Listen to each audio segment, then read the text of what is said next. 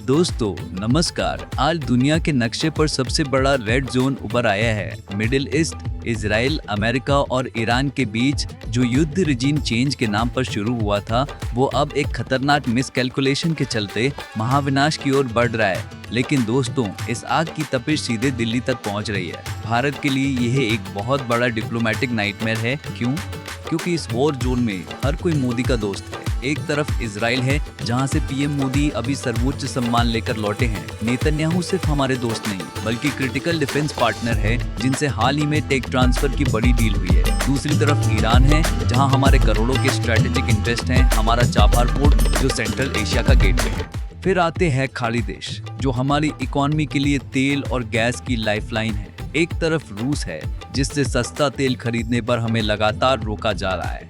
और अंत में ग्लोबल सुपर पावर अमेरिका, जिसने अभी अभी भारत के साथ एक ऐतिहासिक डील साइन की है। आज हर ग्लोबल पावर भारत को अपने पाले में खींचना चाहती है, अपना समर्थन चाहती है। भारत की विदेश नीति के लिए अपना समर्थन यह नंगी तलवार की धार पर चलने जैसा है। इस इंटरनेशनल क्राइसिस का असर हमारी अंदरूनी राजनीति पर भी पड़ रहा है। विपक्ष का भारी दबाव है कि भारत खुलकर ईरान का समर्थन करे और इजराइल अमेरिका का विरोध। दोस्तों, आप ही बताएं, क्या इन गुटों में बंटना सही है, या भारत की स्ट्रैटेजिक ऑटोनॉमी यानी तटस्थता ही इस वक्त उसका सबसे बड़ा दांव है? जियोपॉलिटिक्स का एक कड़वा लेकिन सच्चा उसूल है। राजनीति में केवल और केवल नेशनल इंटरेस्ट सर्वोपरि होता है, बाकी सब समय के साथ मैनेज हो जाता है। इन सुलगती परिस्थितियों में भारत अपने भविष्य को कैसे सुरक्षित कर रहा है? भारत की तैयारी क्या है? दोस्तों, मैंने अपने पिछले वीडियो में ईयू डील का विश्लेषण किया था, जिसे मदर ऑफ ऑल डील्स कहा गया। ठीक उसी समय अमेरिका के साथ भी एक महासमझौता हुआ था।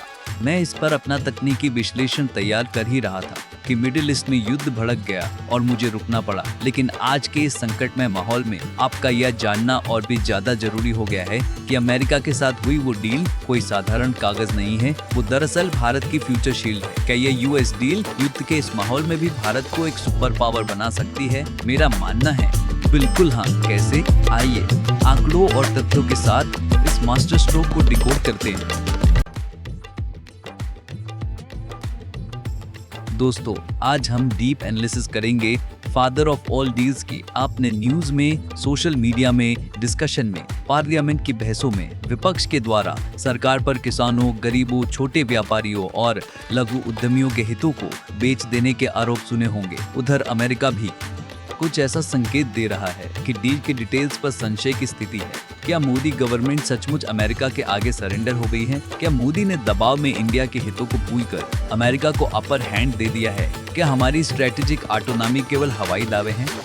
आइए आज हम इस फादर ऑफ ऑल डील्स का पोस्टमार्टम करेंगे और जानेंगे कि असल सच्चाई क्या है। सेक्शन 1, थिएट्रिक्स बनाम स्ट्रेटेजिक रियलिटी। दोस्तों, वह डील जो 2 फरवरी 2026 को इंडिया और यूएस के बीच साइन हुई, ऊपर बहुत सी बातें मीडिया में चलती रही। ऐसी बातें जो असली सच से ध्यान भटका रही थी। ट्रंप की बयानबाजी, बार बार कुछ ऐसा कहना जो डील के असली पॉइंट्स का हिस्सा ही नहीं था। इंडिया में विपक्ष का यूएस पर एतबार करना और मोदी सरकार को घेरने की कोशिश करना। न्यूज डिबेट्स में शोर था, सोशल मीडिया पर कंफ्यूजन था और जनता के मन में सवाल था। लेकिन दोस्तों, ये सब थिएट्रिक्स है, क्योंकि असली कहानी हेडलाइंस में नहीं होती। असली कहानी हमेशा सिस्टम के अंदर छुपी होती है। क्या यह डील सिर्फ टैरिफ के बारे में है? क्या यह डील सिर्फ ट्रेड के बारे में है? नहीं, यह डील है टेक्नोलॉजी कंट्रोल की, यह डील है इंडस्ट्रियल फ्यूचर की, और यह डील है 21वीं सदी की ग्लोबल पावर स्ट्रक्चर को रीडिजाइन करने की। सवाल यह नहीं है कि इस डील में क्या अनाउंस हुआ, सवाल यह है कि इस डील से क्या बदलेगा। क्या इंडिया सिर्फ एक बड़ा मार्केट बनेगा या इंडिया एक टेक्नोलॉजी पावर बनेगा? क्या यह डील इंडिया को डिपेंडेंट बनाएगी या इंडिया को इंडिपेंडेंट बनाएगी? दोस्तों, आज हम इस डील की जांच करेंगे। परत दर परत हम समझेंगे इसका स्ट्रैटेजिक डिजाइन, हम देखेंगे इसका टेक्नोलॉजिकल इम्पैक्ट और हम जानेंगे कि इस डील का असली विजेता कौन है। Executive order 1400-57। दोस्तों, पहले जानते हैं कि यह डील किस किस एरिया को कवर करती है। इस डील में है जियो इकोनॉमिक रीअलाइनमेंट, 2026 का इंटरिम एग्रीमेंट और $500 बिलियन का कमिटमेंट। जी हाँ, सही सुना, इंटरिम एग्रीमेंट। पूरा फाइनल समझौता तो मार्च तक होना है। तो इस समझौते में क्या क्या शामिल है? Removal of high track tariffs और defence and semiconductor, engineering and high precision manufacturing, fighter jet engines इत्यादि। इसमें जिन export categories India to US export का रेट 50 से 18% तक घटाया गया है, उनमें शामिल है टेक्सटाइल और अपरल्स या गारमेंट्स, लेदर और फुटवेयर, जेम्स और ज्वेलरी, इंडस्ट्रियल मशीनरी। जिन प्रोडक्ट कैटेगरी का रेट 0% कर दिया गया है वे है जेनेरिक फार्मा और एयरक्राफ्ट पार्ट्स। इनसे इंडिया को एक्सपोर्ट बढ़ाने में और घरेलू उद्योगों को स्थिरता मिलेगी। Section 2 $500 billion commitment, mission 500 economic integration का असली मतलब। दोस्तों, हर बड़ी स्ट्रैटेजिक पार्टनरशिप की शुरुआत हमेशा इकोनॉमिक इंटीग्रेशन से होती है। किसी भी पार्टनरशिप की शुरुआत होती है म्यूचुअल बेनिफिट से। अगर हमें किसी से कुछ चाहिए तो हमें भी उसको कुछ ना कुछ ऑफर करना होगा। बिना किसी फायदे के हमें कोई अपना दोस्त या पार्टनर क्यों बनाएगा? और इसीलिए इस डील का पहला और सबसे मजबूत स्तंभ है मिशन 500। मिशन 500 का लक्ष्य है इंडिया और यूएस के बीच टोटल ट्रेड को सन 2030 तक $500 बिलियन तक ले जाना। कई सेक्टर्स में यह टैरिफ 50% तक पहुंच जाता था। इसका मतलब था इंडियन प्रोडक्ट्स महंगे हो जाते थे और उनकी कंपटीशन क्षमता कम हो जाती थी। लेकिन अब नए एग्रीमेंट के बाद यह टैरिफ घटकर 18% रह गया है। कुछ क्रिटिकल सेक्टर्स में यह 0 तक पहुंच गया है। इसका मतलब क्या है? इसका मतलब है इंडियन फैक्ट्री अब ज्यादा प्रोडक्शन कर सकती हैं, इंडियन कंपनी अब ज्यादा एक्सपोर्ट कर सकती हैं और सबसे महत्वपूर्ण, इंडिया अब सीधे जुड़ रहा है दुनिया के सबसे बड़े कंज्यूमर मार्केट से। जब एक्सपोर्ट बढ़ता है तो फैक्ट्री बढ़ती है, जब फैक्ट्री बढ़ती है तो रोजगार बढ़ता है, जब रोजगार बढ़ता है तो इकोनॉमी मजबूत होती है और जब इकोनॉमी मजबूत होती है तो देश की ग्लोबल पावर बढ़ती है। दोस्तों, यह सिर्फ ट्रेड नहीं है, यह है इंडिया की इकोनॉमिक इंजन को टर्बोचार्ज करने का सिस्टम। पहली नजर में यह सिर्फ एक ट्रेड टारगेट लगता है, लेकिन असल में यह एक इकोनॉमिक सिस्टम डिजाइन है। इस डील के पहले क्या हो रहा था? इंडियन प्रोडक्ट्स जब यूएस मार्केट में जाते थे तो उन पर भारी टैरिफ लगता था। कई सेक्टर्स में यह टैरिफ 50% तक पहुंच जाता था। इसका मतलब था इंडियन प्रोडक्ट्स महंगे हो जाते थे और उनकी कंपटीशन क्षमता कम हो जाती थी। लेकिन अब नए एग्रीमेंट के बाद यह टैरिफ घटकर 18% रह गया है। कुछ क्रिटिकल सेक्टर्स में यह 0 तक पहुंच गया है। इसका मतलब क्या है? इसका मतलब है इंडियन फैक्ट्री अब ज्यादा प्रोडक्शन कर सकती है, इंडियन कंपनी अब ज्यादा एक्सपोर्ट कर सकती है और सबसे महत्वपूर्ण, इंडिया अब सीधे जुड़ रहा है दुनिया के सबसे बड़े कंज्यूमर मार्केट से। जब एक्सपोर्ट बढ़ता है तो फैक्ट्री बढ़ती है, जब फैक्ट्री बढ़ती है तो रोजगार बढ़ता है, जब रोजगार बढ़ता है तो इकोनॉमी मजबूत होती है और जब इकोनॉमी मजबूत होती है तो देश की ग्लोबल पावर बढ़ती है। दोस्तों, यह सिर्फ ट्रेड नहीं है, यह है इंडिया की इकोनॉमिक इंजन को टर्बोचार्ज करने का system. But US offering, Bharat को क्या फायदा होने वाला है? दोस्तों, यूएस इस एग्रीमेंट के अंदर $500 बिलियन की कमिटमेंट एक्सपोर्ट टू इंडिया में, जो कि अगले 5 वर्षों में इंडिया को करने के लिए एग्री कर रहा है, उसे शामिल होंगे। Energy products, aircraft, technology, hardware and industrial raw materials. For Washington, this ensures the creation of American manufacturing jobs and a significant boost to exports in high-value sectors. For New Delhi, it facilitates the acquisition of the strategic inputs necessary for its industrial modernization, यानी energy और crude oil, विमान, hardware, industrial and critical raw material इत्यादि। इससे America में job बढ़ेंगे जो Trump के लिए इंटरनल स्टेबिलिटी देंगे और इंडिया को स्ट्रेटेजिक टेक्नोलॉजी एक्सेस। इसी के साथ में GE41 4 jet engine take transfer भी मिल रहा है, जो भविष्य में हमारे तेजस MK2 और MCA के जेट इंजन डेवलपमेंट में सहायक होगा। इसके साथ ही सेमीकंडक्टर, चिप और GPU मैन्युफैक्चरिंग टेक शेयरिंग भी हमको मिलेगी। यह सब इसी 500 बिलियन के अंदर। अब आप खुद सोचे, क्या यह डील एग्रो फार्म प्रोडक्ट के लिए है? क्या मोदी ने इंडियन एग्री और डेयरी सेक्टर ओपन किया है? क्या भारत के किसानों को कोई नुकसान किया है? तो दोस्तों, बयानबाजी ऊपरी दिखावा है। ट्रंप को अपनी जनता को दिखाना है कि मागा सपोर्टरों में विश्वास बना रहे और हमारे विपक्ष को संसद में हल्ला मचाने का मसाला। पर असलियत ये है कि इंडिया को जो अब मिल रहा है वह इंडिया को सुपर पावर बनाने में ठोस भूमिका निभाएगा। यह नौजवानों, युवाओं के लिए भविष्य के नए आयाम का स्वर्णिम युग होगा। कंपैक्ट एंड ट्रस्ट, इस इंटरिम एग्रीमेंट का बेस है कंपैक्ट एंड ट्रस्ट। यह क्या है? आइए America India high technology and defence alignment की रणनीतिक स्ट्रेटेजी का इंटरिम एग्रीमेंट के बाद की सिनेरियो का आकलन करते हैं। भारत और संयुक्त राज्य अमेरिका के बीच जियोपॉलिटिकल मुद्दों के अलाइनमेंट से आगे अब ट्रांजैक्शनल एंगेजमेंट की एक सीरीज से गहन औद्योगिक और तकनीकी कन्वर्जेंस की स्थिति में परिवर्तित हो गया है। इस बदलाव को 21वीं सदी के लिए यूएस इंडिया कॉम्पैक्ट COMPACT के रूप में कोडिफाई किया गया है। ध्यान से समझिए, कॉम्पैक्ट यानी opportunities for military partnership, accelerated commerce and technology, सरल शब्दों में सैन्य साझेदारी, त्वरित वाणिज्य और प्रौद्योगिकी के लिए उत्प्रेरक अवसर। एक पहल जो द्विपक्षीय संबंधों में क्रांतिकारी बदलावों के लिए प्राथमिक इंजन के रूप में कार्य करती है।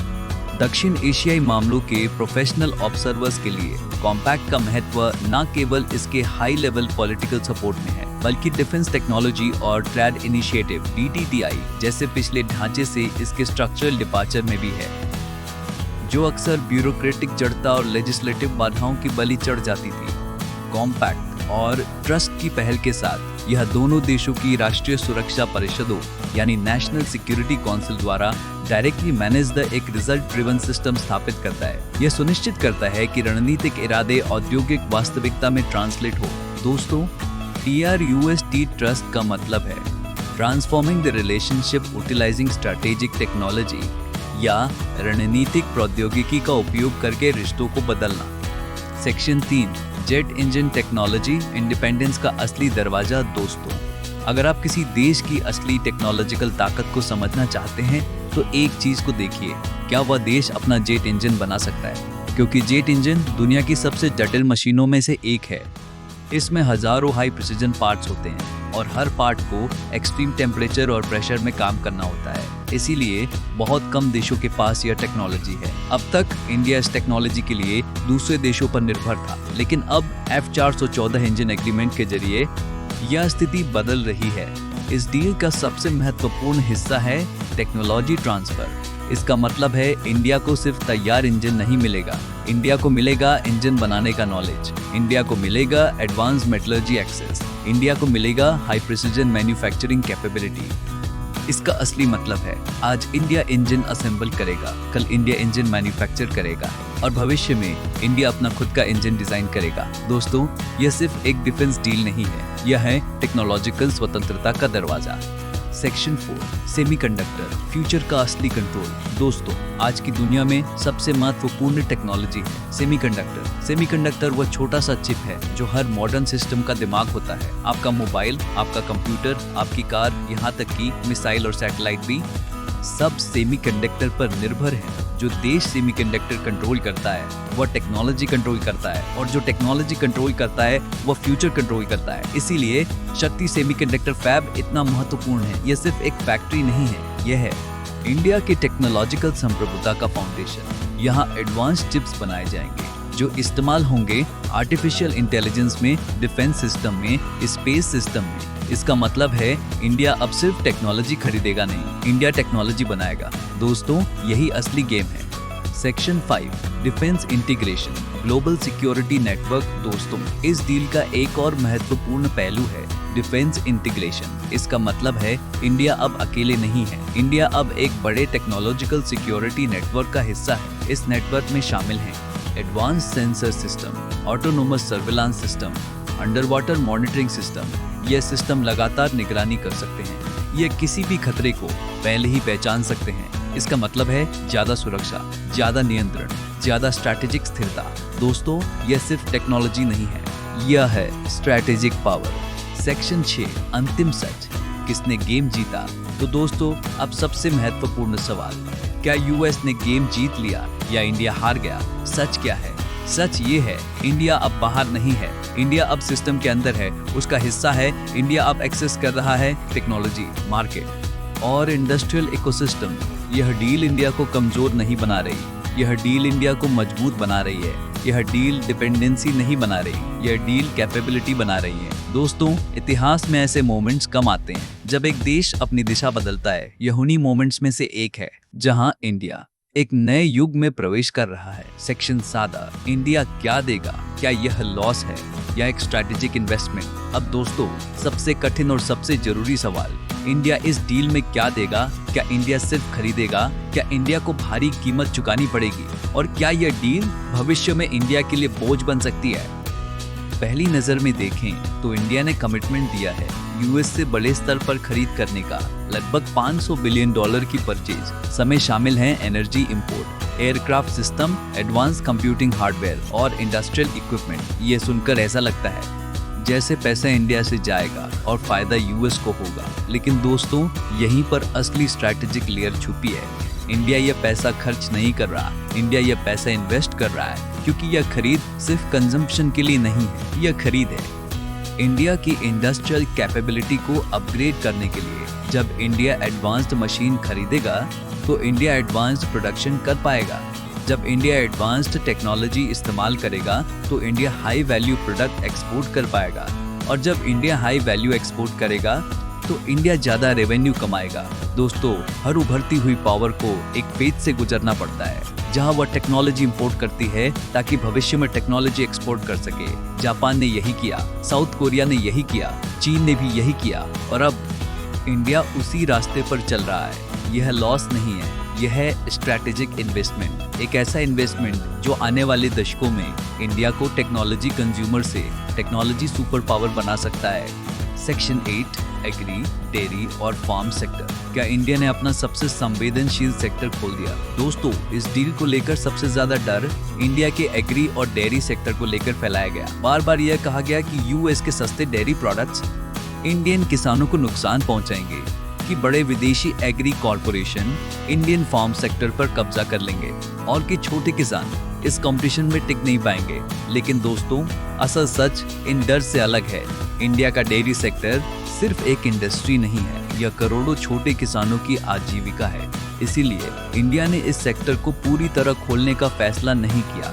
कुछ सीमित एग्री प्रोडक्ट्स में कंट्रोल्ड एक्सेस दिया गया, लेकिन सबसे संवेदनशील सेक्टर्स जैसे डेयरी, मिल्क प्रोडक्ट्स और लोकल फार्म प्रोडक्शन, इन पर स्ट्रिक्ट प्रोटेक्शन बनाए रखा गया। इसका मतलब है इंडियन किसान अचानक किसी अनकंट्रोल्ड विदेशी कंपटीशन के सामने नहीं आएंगे, बल्कि इंडिया ने एक बैलेंस्ड अप्रोच चुनी है, जहां टेक्नोलॉजी और मार्केट एक्सेस मिलेगा, लेकिन लोकल फार्म इकोसिस्टम सुरक्षित रहेगा। दोस्तों, हर स्ट्रैटेजिक डील में सबसे बड़ी चुनौती होती है बैलेंस बनाए रखना, और इस केस में इंडिया ने अपना सबसे संवेदनशील सेक्टर पूरी तरह एक्सपोज नहीं किया। यह दिखाता है कि यह डील सिर्फ ओपनिंग नहीं है, यह डील है कंट्रोल्ड इंटीग्रेशन, जहां ग्रोथ भी होगी और प्रोटेक्शन भी रहेगा। कंक्लूजन, एक नए युग की शुरुआत। दोस्तों, हर युग में कुछ फैसले ऐसे होते हैं जो उस समय सामान्य लगते हैं, लेकिन भविष्य में वही फैसले इतिहास बन जाते हैं। इंडिया और यूएस के बीच हुई यह डील उन्हीं फैसलों में से एक है, क्योंकि पहली बार इंडिया सिर्फ एक बायर नहीं है, इंडिया सिर्फ एक मार्केट नहीं है, इंडिया बन रहा है एक टेक्नोलॉजी पार्टनर, एक ऐसा पार्टनर जो सिर्फ टेक्नोलॉजी इस्तेमाल नहीं करेगा बल्कि टेक्नोलॉजी बनाएगा। दोस्तों, आज इंडिया दुनिया की सबसे तेजी से बढ़ती हुई बड़ी इकोनॉमी है, लेकिन असली लक्ष्य सिर्फ इकोनॉमिक ग्रोथ नहीं है, असली लक्ष्य है टेक्नोलॉजिकल पावर बनना, क्योंकि भविष्य में पावर उसी देश के पास होगी जो कंट्रोल करेगा टेक्नोलॉजी, जो कंट्रोल करेगा सप्लाई चेन और जो कंट्रोल करेगा इंडस्ट्रियल इकोसिस्टम। यह डील उसी दिशा में एक निर्णायक कदम है। यह डील इंडिया को कमजोर नहीं बनाती, यह डील इंडिया को सक्षम बनाती है। यह डील डिपेंडेंसी नहीं बनाती, यह डील कैपेबिलिटी बनाती है। दोस्तों, इंडिया अभी अपनी यात्रा के शुरुआती चरण में है, लेकिन दिशा साफ है, गति तय है और लक्ष्य स्पष्ट है। 21वीं सदी में इंडिया सिर्फ एक भाग लेने वाला देश नहीं होगा, इंडिया सिर्फ एक भाग एक लीडिंग टेक्नोलॉजी और इंडस्ट्रियल पावर होगा, और शायद यही है इस डील का असली उद्देश्य। चैनल को सब्सक्राइब कर ले, बेल नोटिफिकेशन को ऑन कर ले, दोस्तों को शेयर करें और लाइक करें। मिलते हैं अगले वीडियो में। अगर आप हमसे और ज्यादा जानकारी चाहते हैं तो कमेंट में पोस्ट करें या डीएम करें। जय हिंद।